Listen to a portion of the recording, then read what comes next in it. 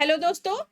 आगामी आरओ की प्रीलिम्स परीक्षा के लिए आज हम एक नए सब्जेक्ट की क्रैश कोर्स सीरीज की शुरुआत करेंगे, जो कि है आधुनिक भारत का इतिहास, यानी कि मॉडर्न हिस्ट्री ऑफ इंडिया की शुरुआत आज हम करने वाले हैं।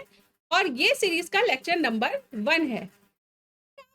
एग्जाम पेपर में नंबर ऑफ क्वेश्चन के पॉइंट ऑफ व्यू से देखें तो आधुनिक भारत का इतिहास बहुत बड़ा वेटेज कवर करता है और हर साल हिस्ट्री के सेक्शन से 50% से ज्यादा क्वेश्चन अगर आप देखेंगे तो आधुनिक भारत के इतिहास से पूछे जाते हैं। तो बहुत ही इंपॉर्टेंट सीरीज है ये। कोशिश कीजिएगा कि आप सीरीज को पूरा कंप्लीट कर लें। एक क्विक रिवीजन के टाइप से ही सीरीज को कंप्लीट कर लें। अगर आपने पहले से भी सब्जेक्ट को पढ़ रखा है तो सारे के सारे इंपॉर्टेंट फैक्ट्स इस सीरीज से आपके रिवीजन हो जाएंगे। एक तरह से इस तरह से आप लेकर चलिए। और अगर आप इंटरेस्टेड हैं इस सीरीज की पीडीएफ को पाने के लिए, तो आपको करना क्या है, आपको यूपीपीसीएस 1 के द्वारा चलाए जा रहे आरओ के टेस्ट सीरीज बैच को ज्वाइन करना है। इस टेस्ट सीरीज बैच में आपको 10 फुल लेंथ टेस्ट तो प्रोवाइड किए ही जाएंगे, साथ ही आप अगर प्रीलिम्स क्वालिफाई कर लेते हैं तो आपको मेंस का बैच बिल्कुल फ्री में ज्वाइन करवाया जाएगा। अगर आप इंटरेस्टेड हैं बैच ज्वाइन करने के लिए तो आप इस नीचे दिए गए कॉन्टैक्ट नंबर पर व्हाट्सएप कॉल या मैसेज कर सकते हैं। आपको सीरीज का पूरा डिटेल प्रोवाइड कराया जाएगा। तो चलिए हम शुरुआत करते हैं आज लेक्चर नंबर 1 की आधुनिक भारत के इतिहास में। और इसमें से पहला टॉपिक है यूरोपीय कंपनियों का आगमन। यूरोपीय कंपनियों का आगमन, ठीक है। तो देखिए, जैसे कि हिस्ट्री में हम क्या कौन सा टॉपिक पढ़ रहे हैं, आधुनिक भारत का इतिहास। तो आधुनिक भारत का इतिहास है क्या? देखिए, इतिहासकारों ने भारत के इतिहास को 3 पार्ट्स में डिवाइड किया है। इसमें से पहला तो है एंशियंट हिस्ट्री, यानी कि प्राचीन भारत का इतिहास, जिसकी सीमा 600 ईस्वी या लमसम आप मान ले कि 700 ईस्वी से पहले पहले की मानी जाती है, ठीक है। ईसा पूर्व से लेकर 700 ईस्वी तक प्राचीन भारत का इतिहास इतिहासकारों ने बताया है। दूसरा आता है मध्यकालीन भारत का इतिहास, जिसकी सीमा लमसम आप मान ले कि 800-900 ईस्वी से लेकर और फिर 1700 ईस्वी तक की मानी जाती है। इसके बाद आता है आधुनिक भारत का इतिहास, जिसकी सीमा 1500 ईस्वी के लमसम से लेकर जो भारत की स्वतंत्रता प्राप्ति है यानी कि 1947 तक, यहाँ तक मानी जाती है। देखिए, जो प्राचीन भारत का इतिहास की समाप्ति और मध्यकालीन भारत की शुरुआत, तो ये दोनों जो सीमाएं हैं ये ओवरलैप करती हैं। मतलब कोई क्लियर कट बाउंड्री नहीं है कि इतने ईस्वी तक ही प्राचीन समाप्त हो जाएगा और इतनी ईस्वी से मध्यकालीन शुरू हो जाएगा। तो बीच में एक बाउंड्री है जो वो ओवरलैप करती है। सिमिलरली मध्यकालीन भारत और आधुनिक भारत की बाउंड्री भी ओवरलैप करती है, ठीक है। तो जैसे कि आप मध्यकालीन भारत में मुगल्स पढ़ते हैं, ठीक है। मुगल क्या है, 1700 ईस्वी के लगभग, 1750 ईस्वी के लगभग मुगलों का जो कंटिन्यूअसली राजा उपस्थित रहे हैं। आप मान ले कि जो बहादुर शाह जफर है, तो यहाँ तक मुगल माने जाते हैं। पर आधुनिक भारत की जो टाइमलाइन है वो इसके पहले से यूरोपियों के आगमन से शुरू हो जाती है, ठीक है। तो सिमिलरली जैसे प्राचीन और मध्यकालीन भारत की बाउंड्री ओवरलैप करती है, उसी तरह से मध्यकालीन भारत और आधुनिक भारत की बाउंड्री भी ओवरलैप करती है, ठीक है।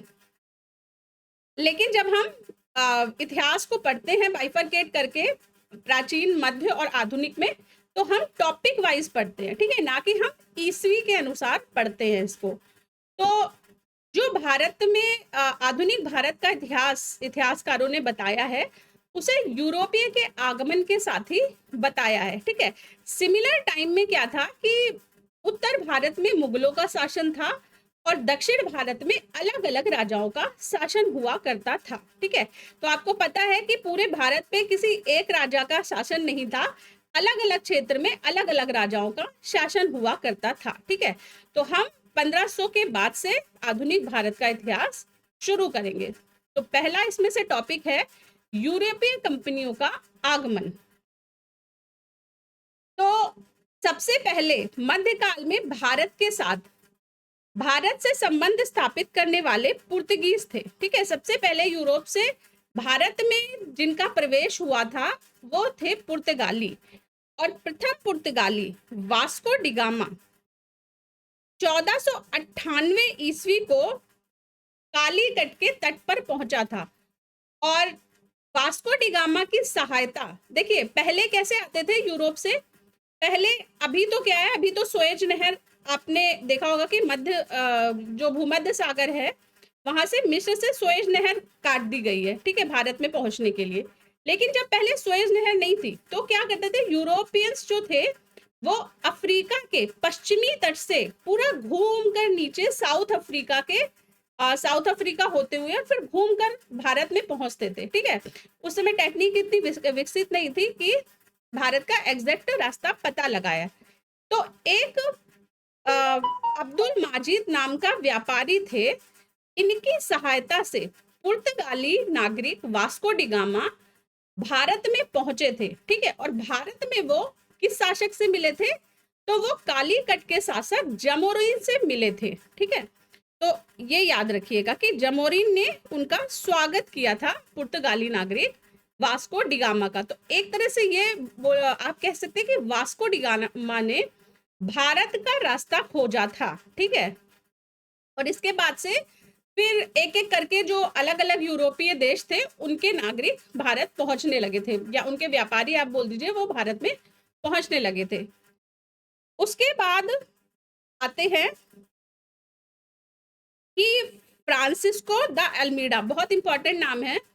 यह 1505 ईस्वी में प्रथम पुर्तगाली वायसराय गवर्नर बने। ठीक है, और इन्होंने ब्लू वाटर पॉलिसी लागू की थी। ठीक है, शांत जल की नीति लागू की थी। और फ्रांसिस्को दी अल्मीडा, अब देखिए जैसे यूरोपीय आ गए तो यूरोपीय ने क्या सोचा कि भारत में तो व्यापार के बहुत सारे स्रोत हैं। ठीक है, एक तरह से उन्होंने अब भारत को अपना आधिपत्य स्थापित करने की कोशिश की।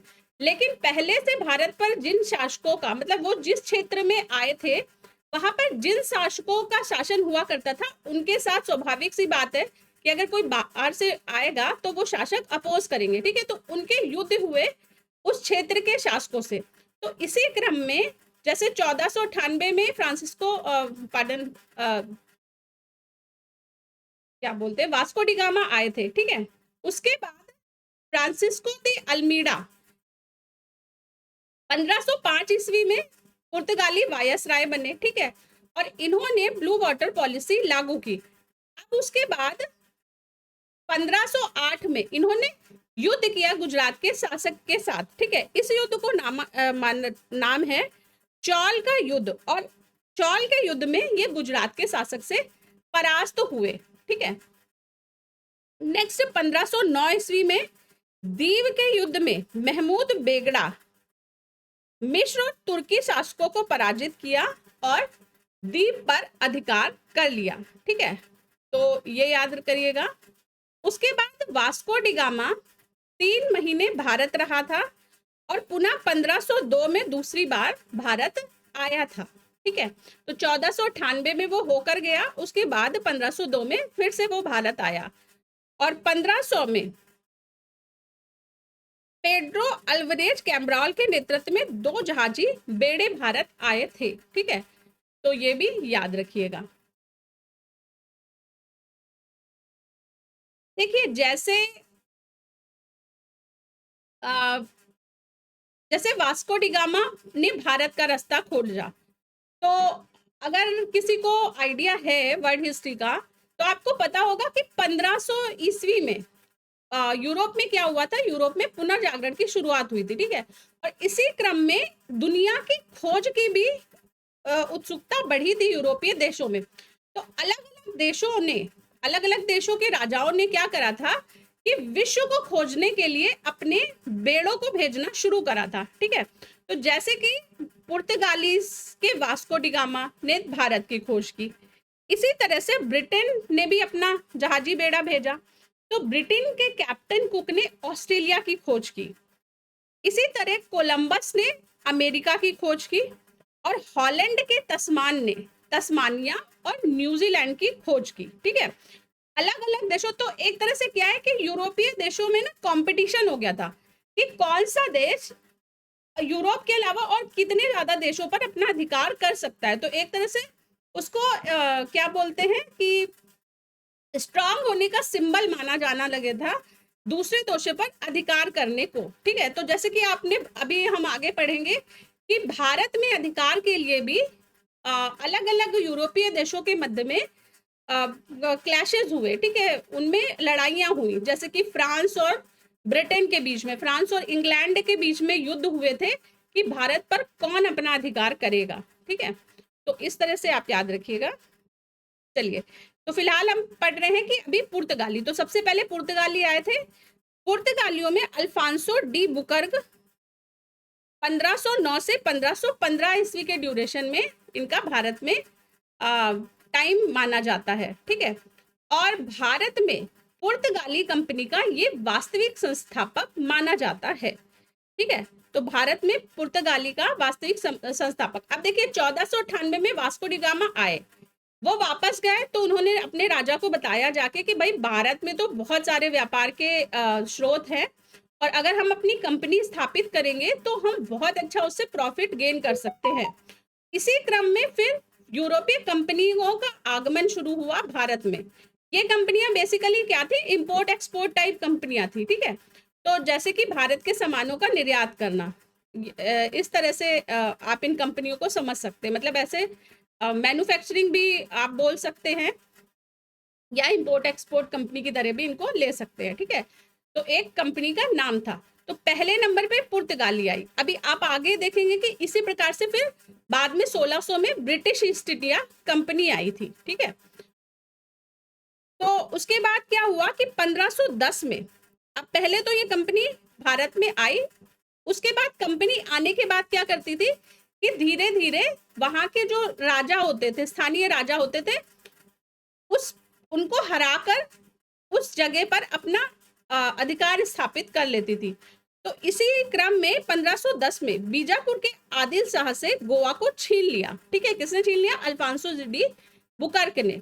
और भारतीय स्त्रियों से विवाह की नीति अपनाई, क्योंकि अगर अपनी जड़ें गहरी करनी है भारत में तो यहाँ पर मैरिटल अलायंसेस का होना उन्होंने जरूरी समझा। ठीक है, तो एक तरह से नागरिक जैसे फिर लगने लगेंगे ना, अगर यहाँ पे भारतीय स्त्रियों से विवाह करेंगे, फिर उनके बच्चे होंगे तो क्या हो जाएगा, वो मिक्स्ड, जैसे एक शंकर प्रजाति जो आप जानते हैं कि इस तरह से डेवलप होने लगेगी। ठीक है, तो जो विदेशियों का टैग है वो नहीं रहेगा, इसलिए क्या हुआ कि भारतीय स्त्रियों से विवाह की नीति लाई। उसके बाद गोवा में सती प्रथा प्रतिबंध किया। ठीक है, ये बहुत अच्छा एक इनिशिएटिव आप बोल सकते हैं अल्फांसो डी अल्बुकर्क का, कि गोवा में सती प्रथा को प्रतिबंधित किया था इन्होंने। और 1511 में मलक्का और 1515 में हरमुज पर अधिकार किया। ठीक है, तो 1510 में बीजापुर, 1511 में मलक्का और 1515 में हरमुज पर इनका अधिकार हो गया। उसके बाद पुर्तगालियों ने भारत में प्रथम दुर्ग, अब देखिए जो भी यूरोपीय कंपनी आती थी वो अपना किला भी बनाती थी। ठीक है, किला क्यों? सेफ्टी के लिए। तो प्रथम दुर्ग इनका बनाया गया 1503 में कोचीन में। ठीक है, तो ये बहुत इंपॉर्टेंट होता है कि किस यूरोपियन देश ने कहाँ पर अपना किला स्थापित किया। तो 1503 में कोचीन में पहला पुर्तगाली किला स्थापित किया गया, किसके द्वारा? अल्फांसो डी अल्बुकर्क के द्वारा। ठीक है, चलिए अब नेक्स्ट आते हैं इसके जो आप हेड बोल दीजिए। देखिए कोई भी यूरोपीय कंपनी आती थी तो वो अपना एक हेड अपॉइंट करके भेजती थी। उस हेड को अलग अलग नामों से जाना जाता था, जैसे कि गवर्नर के नाम से, वायसराय के नाम से, तो वो हर देश का अलग नाम रहता था। ठीक है, वो किस नाम से उसको बुलाती है। तो जैसे पहले आए थे अल्फांसो डी अल्बुकर्क, उसके बाद नीनो डी कुन्हा आए 1529 से 38 के ड्यूरेशन में। ठीक है, इसके बीच में भी आए होंगे, लेकिन इसमें लिस्ट जो है वो जो प्रोमिनेंट वर्क किए हैं, जैसे हर आने वाला शासक या हर आने वाला गवर्नर इफेक्टिवली वर्क नहीं भी करता। ठीक है, कई ऐसे भी रहे, जैसे आप वायसराय की भी जब लिस्ट पढ़ेंगे या अभी आप ब्रिटिश गवर्नर जनरल की लिस्ट पढ़ेंगे तो उसमें से कई सारे ऐसे होंगे जिन्होंने बहुत सारे कार्य करे, जैसे कि कॉर्नवालिस, डलहौजी, तो इन्होंने बहुत प्रोमिनेंट वर्क करे। पर कुछ ऐसे होंगे जिन्होंने अपने ड्यूरेशन पूरा करा और बस एक एवरेज से काम करके चले गए, ठीक है, तो उनके द्वारा किए गए कार्य कम होंगे। इसी तरह से अलबुकर के बाद आए नीनो डी कुन्हा 1529 से 38 के बीच में, ठीक है। इन्होंने क्या किया, इन्होंने मद्रास के निकट सेने थोमी और बंगाल में हुगली में पुर्तगाली बस्तियां स्थापित की, ठीक है। गुजरात के शासक बहादुर शाह की हत्या कर बसीन और दीप पर आधिपत्य स्थापित किया, ठीक है। तो ये जो ईयर है कि कहां पर, किस सन में, युद्ध का नाम क्या है, ये सभी चीजें इंपॉर्टेंट है, तो इनको याद कर लीजिएगा, ठीक है। तो गुजरात के शासक बहादुर शाह की हत्या कर बसीन में 1934 में और दीप में 1534, पार्डन, बसीन की 1534 होगा ये, ठीक है, और दीप पर 1534 पर आधिपत्य स्थापित किया, ठीक है। उसके बाद 1534 में बंगाल के शासक गयासुद्दीन महमूद से सतगांव और चटगांव में फैक्ट्री की अनुमति प्राप्त की, ठीक है। तो अब ये क्या हुआ, 1534 तक पुर्तगाली पहले शुरू इन्होंने कहां से किया था, पश्चिमी तट से शुरू किया था, बीजापुर, गुजरात, इनसे शुरू किया था। अब ये 1534 तक कहां पर आ गए हैं, बंगाल तक आ गए हैं, ठीक है। तो बंगाल में इन्होंने गयासुद्दीन महमूद से सतगांव और चटगांव में फैक्ट्री की अनुमति प्राप्त की, ठीक है। तो चटगांव कहां पर है, वर्तमान बांग्लादेश में स्थित है, ठीक है, बंगाल की खाड़ी में, तो ये याद रखिएगा। नेक्स्ट है कि चिंसुरा में डचों ने गुस्तावुस किले का निर्माण कराया। तो डच भी आए, डेनिस भी आए, ठीक है। डच मतलब नीदरलैंड के और डेनिस मतलब डेनमार्क के, ठीक है। तो डचों ने, जैसे पुर्तगाली आ रहे हैं तो दूसरी कंट्री के लोग भी फिर आएंगे, भाई कंपटीशन चल रहा था ना यूरोप में कि कौन देश आगे निकलेगा। तो अब डचों को पता चला कि अरे पुर्तगाली तो पहुंच गए इंडिया, तो क्या करेंगे, वो भी पीछे पीछे आएंगे कि ऐसा ना हो, अब इंडिया तो बहुत बड़ा था, तो अब पुर्तगाली एक कोने पे आ गए तो डच भाई दूसरी कोने पे आएंगे कि भाई इन्होंने नया रास्ता खोज लिया है, तो चलो हम भी अपॉर्चुनिटी वहां पर मतलब गेन करते हैं, ठीक है। तो वो क्या हुआ, उसके बाद डच आए, डेनिस आए, ठीक है। तो चिंसुरा में डचों ने गुस्तावोस किले का निर्माण कराया। तो डचों का किला क्या था, गुस्तावोस किला, और डेनिस का प्रमुख केंद्र था श्री रामपुर, ठीक है। तो डच आ गए तो डच नहीं, नेक्स्ट है पौंडीचेरी। पौंडीचेरी पुर्तगालियों का एक बहुत बड़ा हब के रूप में डेवलप हुआ था, ठीक है। तो पौंडीचेरी पर सर्वप्रथम पुर्तगालियों ने उपनिवेश स्थापित किया था और पुर्तगालियों के बाद 1673 ईस्वी में फ्रांसीसियों ने बस्ती स्थापित की थी पौंडीचेरी में। पौंडीचेरी में उसके बाद 1793 ईस्वी में अंग्रेजों ने कब्जा किया था, ठीक है। तो ये पौंडीचेरी के बारे में फैक्ट्स हैं कुछ। और 1814 ईस्वी में पेरिस संधि के तहत फ्रांस को सौंप दिया गया था पौंडीचेरी। किसने सौंपा था, अंग्रेजों ने, ठीक है। और हुगली को पुर्तगालियों ने लूटपाट का अड्डा बनाया था, ये चीज याद रखिएगा। और पुर्तगालियों ने एक पद्धति लागू की थी जिसको बोला गया कॉर्टेज आर्मेडा पद्धति, जिसे अकबर ने भी स्वीकार किया था, ठीक है। तो कॉर्टेज आर्मेडा पद्धति एक तरह से क्या थी कि अगर समुद्र में समुद्र के जो रास्ता था अरेबियन सी में जो जहाज आएंगे उनको टैक्स देना पड़ेगा, ठीक है। तो जहाजों के आवागमन के लिए एक तरह से टैक्स वसूली की पद्धति थी कॉर्टेज आर्मेडा पद्धति। और ये टैक्स किसके द्वारा वसूल किया जाता था, ये पुर्तगालियों के द्वारा वसूल किया जाता था। उसके बाद पुर्तगाली कुछ फसलों को भारत में लाए, इनमें से प्रमुख हैं तंबाकू, लाल मिर्च, आलू, टमाटर, जहाज निर्माण, प्रिंटिंग प्रेस और गोथिक स्थापत्य कला।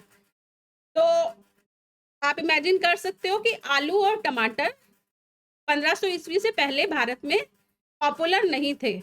तो आज तो हम इमेजिन भी नहीं कर सकते हैं, क्योंकि आलू टमाटर की सब्जी तो एक तरह से नेशनल सब्जी घोषित कर देनी चाहिए इंडिया की, है ना।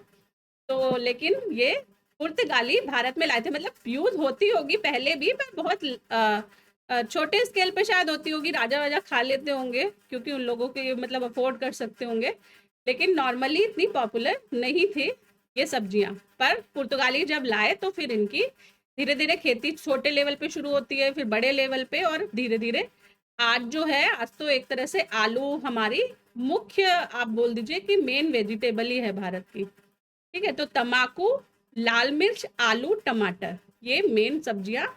और जहाज निर्माण, प्रिंटिंग पे प्रेस और गोथिक स्थापत्य कला, आर्किटेक्चर की गोथिक शैली को पुर्तगाली भारत में लाए थे। ठीक है,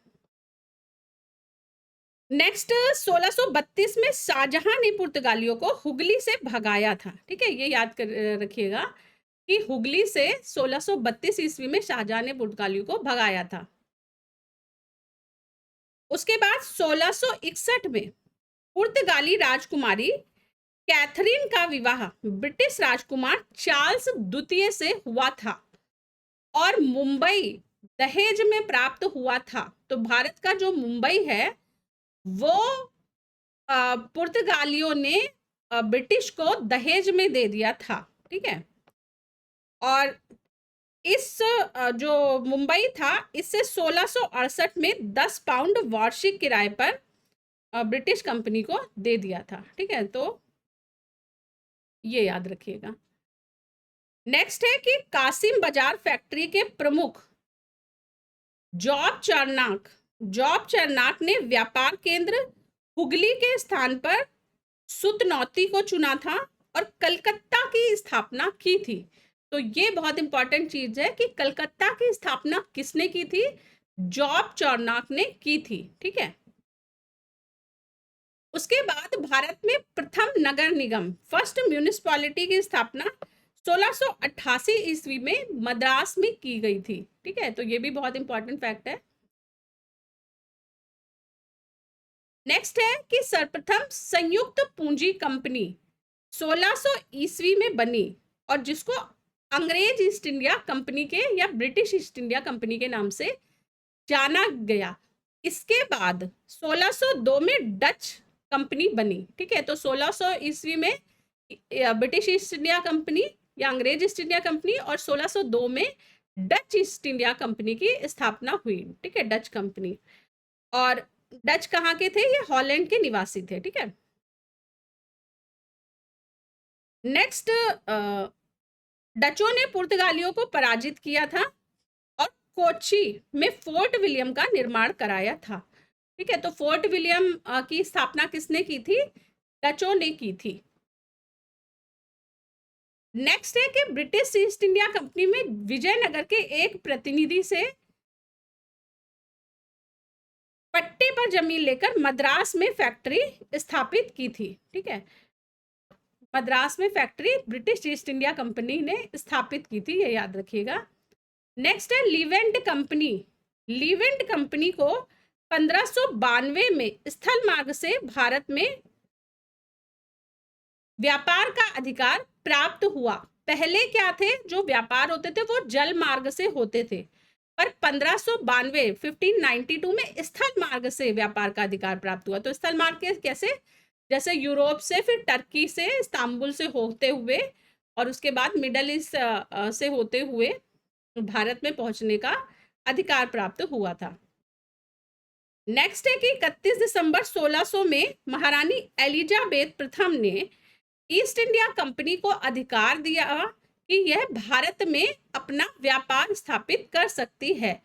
और इस टाइम पर 1600 ईस्वी में भारत में किसका शासन हुआ करता था? तो भारत के बहुत बड़े भाग पर अकबर का शासन हुआ करता था। अकबर का शासन था 1556 से 1605 ईस्वी के बीच में। ठीक है, नेक्स्ट है कि जहांगीर के शासन काल में अंग्रेजों ने सर्वप्रथम कारखाना स्थापित किया था। ठीक है, तो जहांगीर के शासनकाल में सबसे पहले कारखाना स्थापित किया था। तो अकबर 1605 ईस्वी तक अकबर का शासनकाल था, उसके बाद नेक्स्ट जहांगीर का शासन आया। तो जहांगीर के शासनकाल में 1611 ईस्वी में मसूलीपट्टनम में अस्थायी कारखाना लगाया और 1613 ईस्वी में सूरत में प्रथम स्थायी कारखाना ब्रिटिशों के द्वारा लगाया गया। Next, captain William Hawkins. ये बहुत इंपॉर्टेंट है कि कैप्टन विलियम हॉकिंस 1609 ईस्वी में जहांगीर के दरबार में फैक्ट्री की अनुमति पाने के लिए गया था। ठीक है, तो सूरत से गया था। ठीक है, और 1609 में अनुमति मिल गई कैप्टन हॉकिंस को। इसके बाद उन्होंने फिर 1611 में मसूलीपट्टनम में अस्थायी कारखाना और 1613 में सूरत में प्रथम स्थायी कारखाना लगाया। ठीक है, नेक्स्ट 1611 में कैप्टन मिल्डन ने सूरत के स्वाली में मुगल गवर्नर से व्यापार की अनुमति प्राप्त की थी। ठीक है, 1612 ईस्वी में कैप्टन थॉमस वेस्ट ने पुर्तगालियों को स्वाली नामक स्थान पर पराजित किया था। ठीक है, तो 1611 में क्या हुआ था, कैप्टन मिडल्टन ने स्वाली में मुगल गवर्नर से व्यापार की अनुमति प्राप्त की। उसके बाद पुर्तगाली वहां पर पहले से होंगे तो उनमें क्लैशेस हुए और 1612 में कैप्टन थॉमस वेस्ट ने हरा दिया पुर्तगालियों को स्वाली में। ठीक है, नेक्स्ट, कैप्टन विलियम हॉकिंस जो कि 1608 से 11 ईस्वी तक जहांगीर के दरबार में थे। वो प्रथम अंग्रेज राजदूत थे और इंग्लैंड के राजा जेम्स प्रथम का दूत था और वह तुर्की भाषा का ज्ञाता था। ठीक है, तो तुर्की भाषा का ज्ञाता था कैप्टन विलियम हॉकिंस। और किस राजा के अंडर था वो, तो इंग्लैंड के राजा जेम्स प्रथम ने भेजा था कैप्टन विलियम हॉकिंस को।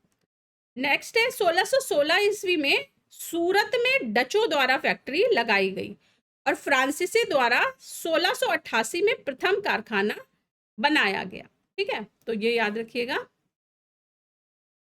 नेक्स्ट है ईस्ट इंडिया कंपनी ने आरंभ में सूरत को वेस्टर्न प्रेसिडेंसी और बाद में मुंबई को अपनी प्रेसिडेंसी बनाया। ठीक है, तो पहले सूरत में इन्होंने प्रेसिडेंसी स्थापित की, बाद में इन्होंने मुंबई को प्रेसिडेंसी बनाया और उसके बाद कहां पर आपको पता होगा कि प्लासी और बक्सर के युद्ध के बाद फिर जो हेड मुख्यालय बनाया गया वो कलकत्ता में स्थापित किया गया था बाद में। ठीक है, तो पहले कहां पर, पहले सूरत में और उसके बाद वेस्टर्न प्रेसिडेंसी मुंबई को बनाया गया। ठीक है, नेक्स्ट है कि अवध के नवाब सादत अली खान, अवध के नवाब सादत अली खान ने 1798 में इलाहाबाद का किला अंग्रेजों को सौंप दिया था। ठीक है, तो इलाहाबाद का किला 1798 में, ये याद रखिएगा। नेक्स्ट, बंबई के अंग्रेज गवर्नर जॉन चाइल्ड ने 1688 ईस्वी में मुगल बंदरगाहों पर घेरा तथा हजारों यात्रियों को बंदी बनाया। औरंगजेब ने इनको भारत से निष्कासित कर दिया था। ठीक है, तो ये याद रखिएगा कि औरंगजेब ने किसको भारत से निष्कासित किया था, तो ये बंबई के गवर्नर अंग्रेज गवर्नर जॉन चाइल्ड को 1688 ईस्वी में। नेक्स्ट, कर्नाटक का प्रथम युद्ध। ये किसका है कर्नाटक का प्रथम युद्ध? अब देखिए, फ्रांसीसियों ने भारत पर कोशिश की आधिपत्य स्थापित करने की। तो इस क्रम में जो पहले से, तो फ्रांसीसियों ने दक्षिण भारत से शुरुआत की थी। ठीक है, फ्रांसीसियों ने मद्रास से शुरुआत की थी। एक तरह से आप ये जो वर्तमान का कर्नाटक, तमिलनाडु और केरल का पार्ट है, इस रीजन से फ्रांसीसियों ने भारत में प्रवेश करने की शुरुआत की थी। इस क्रम में जो वहां के स्थानीय शासक थे, क्षेत्रीय शासक थे, उनके साथ फ्रांसीसियों के क्लैश हुए। ठीक है, तो इन युद्धों को अलग अलग युद्धों के नाम से जाना जाता है। इनको कर्नाटक युद्ध के नाम से जाना जाता है। तो पहला कर्नाटक युद्ध हुआ था 1746 से 48 ईस्वी के मध्य में। उसके बाद ऑस्ट्रिया का उत्तराधिकार का युद्ध हुआ जो कि 1740 के युद्ध में 1740 में हुआ और तत्कालीन अंग्रेज कैप्टन बर्नेट द्वारा फ्रांसीसी जहाज पर अधिकार कर लिया गया। ठीक है। नेक्स्ट, प्रथम कर्नाटक युद्ध। प्रथम कर्नाटक युद्ध हुआ 1746 से 48 ईस्वी के मध्य में और इसमें एक्स-ला-शापेल की संधि हुई। अब देखिए, जब फ्रांसीसी और भारत के राजाओं के क्लैशेस हुए तो उसमें फिर क्या है, अंग्रेज भी बीच में आ गए। ठीक है, क्योंकि अंग्रेजों को भी अल्टीमेट अधिकार करना था भारत में, तो राजाओं का साथ अंग्रेजों ने देने दिया। ब्रिटिश ने मतलब जो स्थानीय राजा थे, क्षेत्रीय राजा थे भारत के, वो ब्रिटिश उनके साथ मिलके फिर फ्रांसीसियों से लड़ने लगे। अब इस क्रम में फिर जो क्लैशेस थे वो एक तरह से फ्रांसीसी वर्सेस ब्रिटिश क्लैशेस में परिवर्तित हो गए। ठीक है, तो फ्रांसीसी वर्सेस ब्रिटिश के युद्धों में ये कन्वर्ट हो गए और इसी क्रम में कर्नाटक युद्ध हुए। ठीक है, तो प्रथम कर्नाटक युद्ध 1746 से 48 के मध्य और इसके समाप्ति पर देखिए, जब भी युद्ध समाप्ति होती है तो एक तरह से या तो पूरी तरह से अधिकार हो जाता है। ठीक है, और लास्ट में क्या होता है, युद्ध के लास्ट में संधि होती है। ठीक है, तो कुछ शर्तें होती हैं जिनमें दोनों को अग्री करना पड़ता है। ठीक है, तो वो संधि होती है। तो जो प्रथम कर्नाटक युद्ध के लास्ट में संधि हुई उसको बोला जाता है एक्स-ला-शापेल की संधि। 1748 ईस्वी में ये साइन की गई। नेक्स्ट, द्वितीय कर्नाटक युद्ध हुआ 1749 से 54 के बीच में और इसके बाद पौंडीचेरी की संधि साइन की गई 1754 ईस्वी में।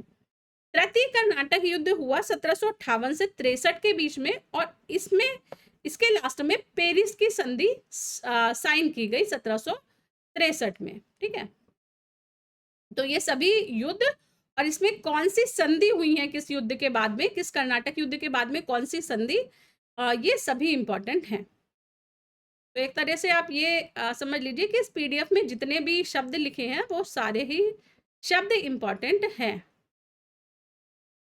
नेक्स्ट आता है अंबर का युद्ध। ठीक है, अंबर का युद्ध भी बोलते हैं। अंबर का युद्ध हुआ 1749 ईस्वी में कर्नाटक के नवाब अनवरुद्दीन और फ्रांसीसी सेना, जिसका फ्रांसीसी सेना के जो नेतृत्व करता थे वो डुप्ले थे। ठीक है, चंदा साहब मुजफ्फर जंग की संयुक्त सेना और अंबर के युद्ध में अनवरुद्दीन की पराजय हुई थी।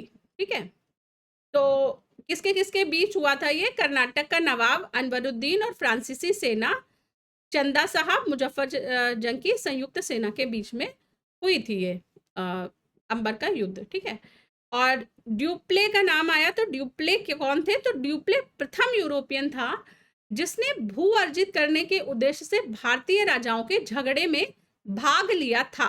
तो जो राजाओं के आपसी झगड़े चलते रहते थे उनका फायदा उठाने की नीति एक तरह से ड्यूप्ले ने शुरू करी थी भारत ने।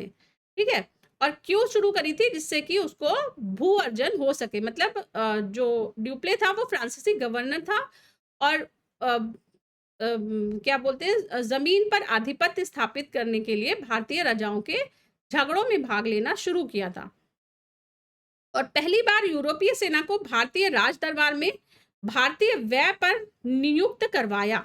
ठीक है, तो क्या थी पॉलिसी कि आप मतलब देखिए, जो यूरोपीय थे वो यूरोपीय भारतीयों से किस मामले में आगे थे, उनके पास हथियार थे और उनकी जो युद्ध की स्किल्स थी, जो युद्ध कौशल था, वो भारतीयों से अच्छा था, उनके पास बंदूकें थी।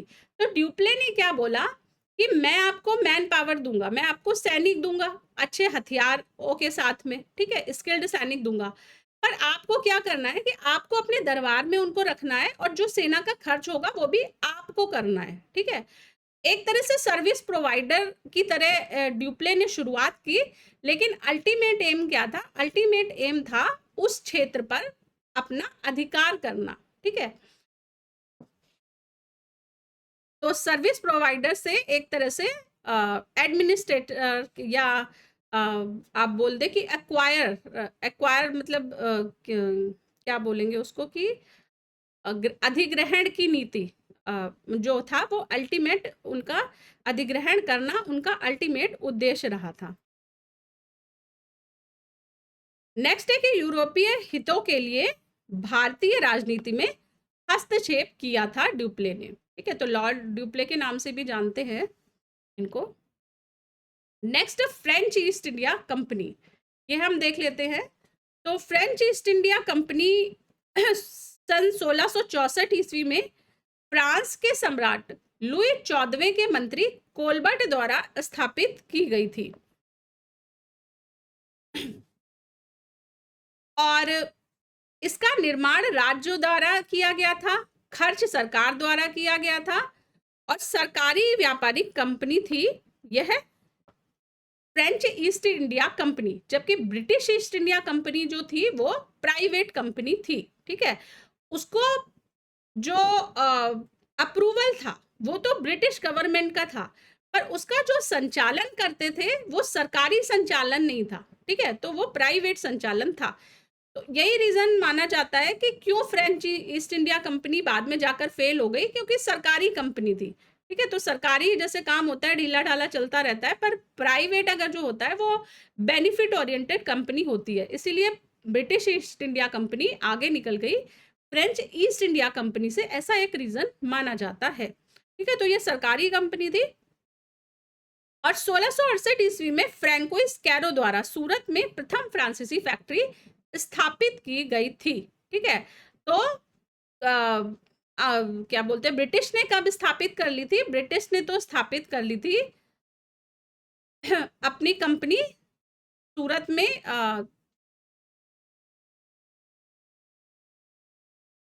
1613 ईस्वी में, और फ्रेंच ने स्थापित की 1668 ईस्वी में। ठीक है, और 1669 ईस्वी में मसूलीपट्टनम में दूसरी व्यापारिक कोठी स्थापित की। ठीक है, तो पहला कारखाना लगाया फ्रांसीसियों ने सूरत में 1668 में, और 1669 में लगाया दूसरा कारखाना, कहाँ पर? मसूलीपट्टनम में।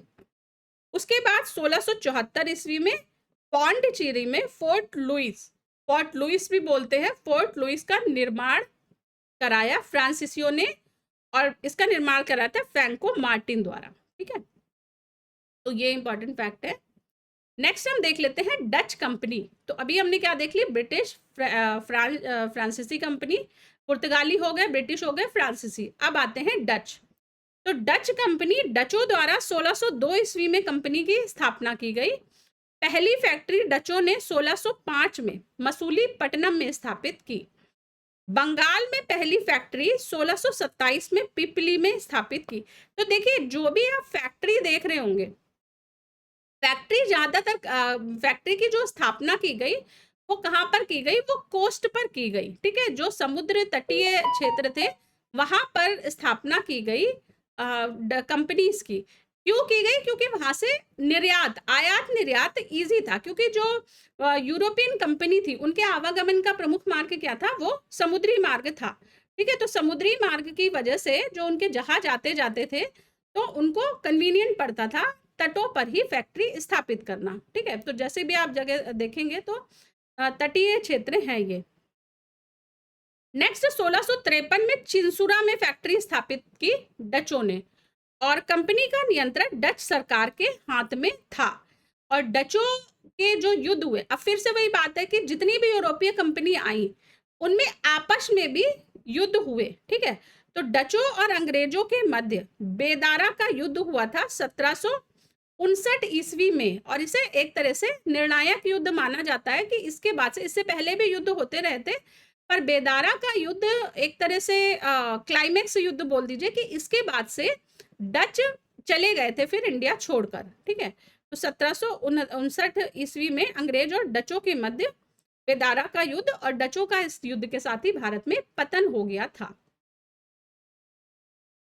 उसके बाद भारत में यूरोपीय शक्तियों के आगमन का क्रम देख लेते हैं कि कौन सी यूरोपीय शक्ति पहले आई और कौन सी बाद में आई।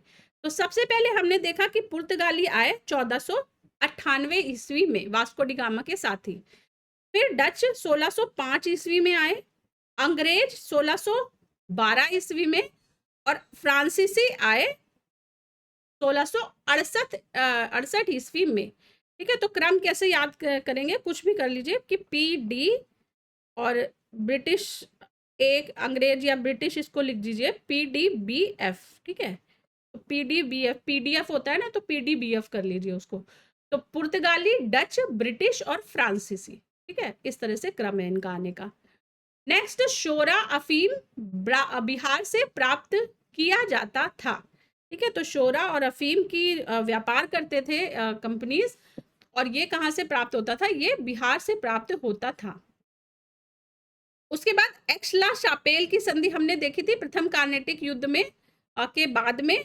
तो एक्सला शापेल की संधि जो कि 1748 ईस्वी में हुई थी, इसके द्वारा कर्नाटक का प्रथम युद्ध समाप्त हो गया था और मद्रास अंग्रेजों को पुनः प्राप्त हो गया था, ठीक है। तो मद्रास पे फ्रांसीसियों ने कब्जा कर लिया था, और उसके बाद वापस से एक्सला शापेल की संधि के द्वारा मद्रास अंग्रेजों को दोबारा से प्राप्त हो गया था और फ्रांसीसियों ने विड्रॉ कर लिया था मद्रास से, ठीक है। तो इसी के साथ क्लास को मैं खत्म करती हूँ। नेक्स्ट क्लास में हम टॉपिक पढ़ेंगे ईस्ट इंडिया कंपनी और बंगाल के नवाब और इसके बाद के बचे हुए टॉपिक्स।